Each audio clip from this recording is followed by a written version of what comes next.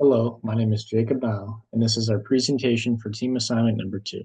My group includes myself, Jacob Nile, Scott Britt, Brian Prez, and Hai Tran. This assignment will be about case study number 2, which is about the company Toyota.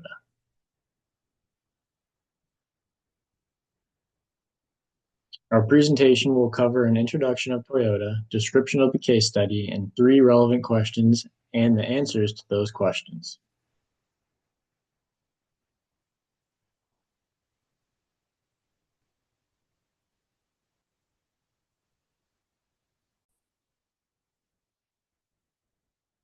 Toyota Motor Corporation is a global automotive company that designs, manufactures, and sells cars, trucks, and other motor vehicles. Toyota was first established in 1937 by Kiichiro Toyota. Additionally, Toyota headquarters is located in Toyota City, Aichi, Japan. Furthermore, Toyota is one of the leaders in hybrid technology. Toyota is capable to provide eco-friendly vehicles such as Prius. In order to understand this company, it may be important to go over some of their key events.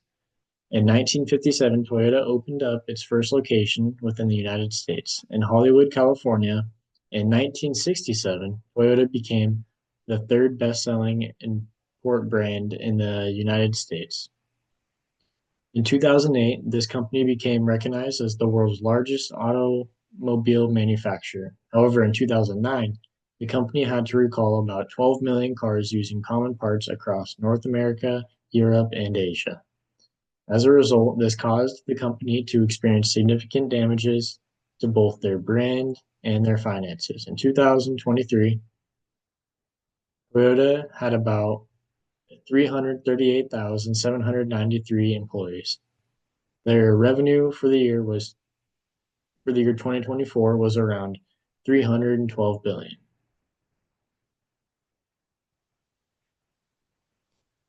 The case study highlighted some important aspects about Toyota. First, the case study shared that Toyota Motor Corporation was Japan's leading auto manufacturer, as they have been able to experience significant global sales growth over the last 2 decades. However, the biggest issue that Toyota is encountering is design and effective and efficient global production and distribution network. It was explained that part of Toyota's global strategy was to open factories in every market they serve. However, it is necessary for Toyota to make a decision on what the production capability of each factories will be. This is essential because it will impact the desired distribution system. For example, Toyota can provide to make each plant be equipped only for local production or make each plant capable of supplying every market. Prior to 1996, Toyota used specialized local factories for each market.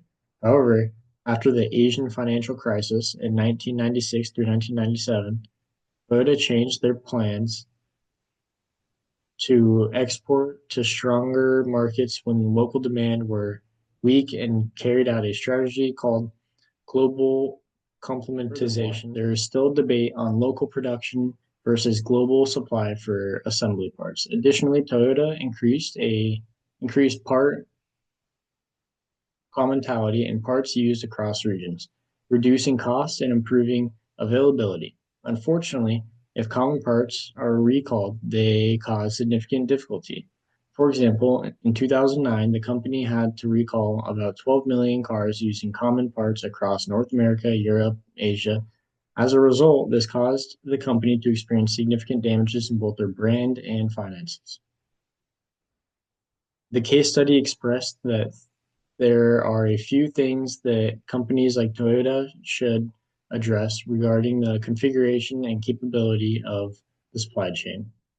The questions and answers and the rest of the PowerPoint will address these issues.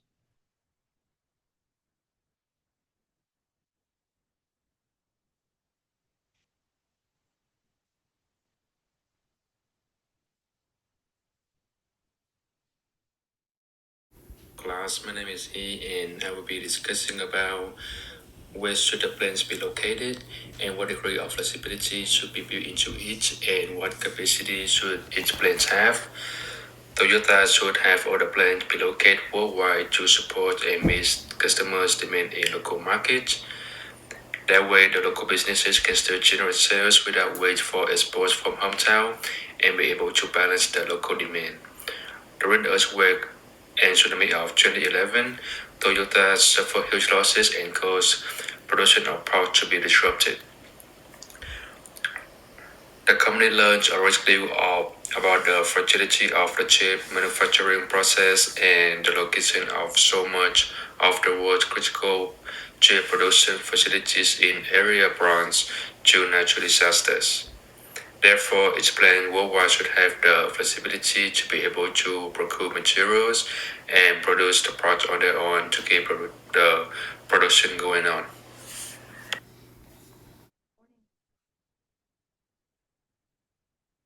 Hello, my name is Brian Perez Avalos. The question we have chosen today is how should the investment flexibility be valued?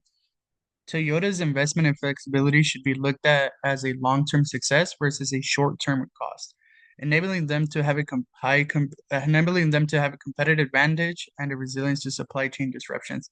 It should be valued as a strategic advantage that will ultimately help Toyota adapt to market fluctuations and supply chain disruptions. There is a cost benefit trade off in implementing technology and machinery and the expansion of their supply chain.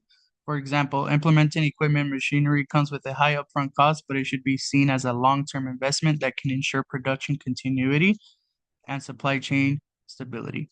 Using global strategies like nearshoring plants in global hubs minimizes disruptions caused by economic crises, trade restrictions, and natural disasters. Also, relying on multiple sources instead of single source can reduce risks during shortages and demand surges, but it does come with its costs and challenges, such as a higher logistical cost and potential quality control issues when dealing with multiple suppliers.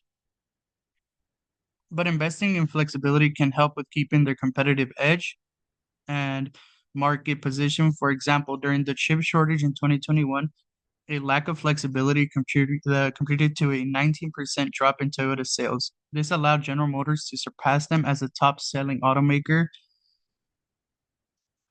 due to their failure to deliver vehicles on time, which led to a loss of customers and their market position.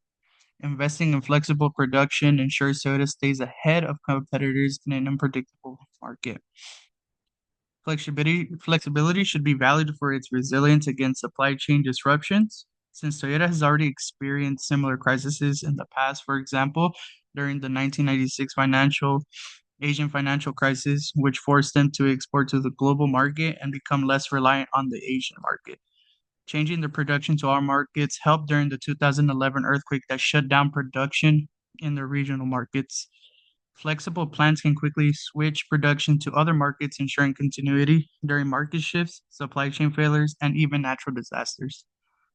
Investing in flexibility is not just about the costs associated, but the long term survival and success in the industry. Without flexibility, Toyota risks losing their market position, revenue, and brand reputation.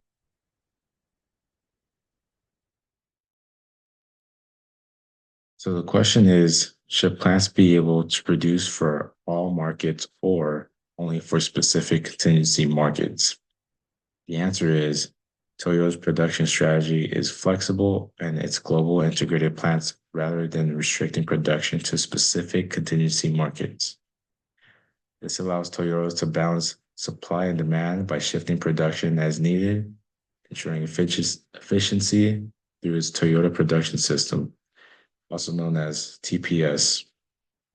Toyota uses standardized processes across plants to remain flexible and help maintain quality while reducing risks from disruptions such as natural disasters or trade restrictions.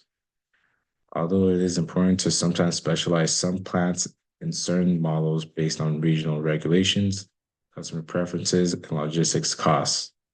For example, US plants may focus on trucks and SUVs, while Japanese plants prioritize compact cars and hybrids for Asian markets. Toyota's flexible manufacturing strategy enabled its plants to produce for multiple markets rather than just being limited to specific niche markets.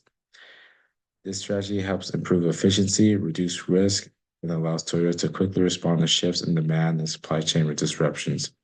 It also helps them be consistent with a steady supply of vehicle across regions.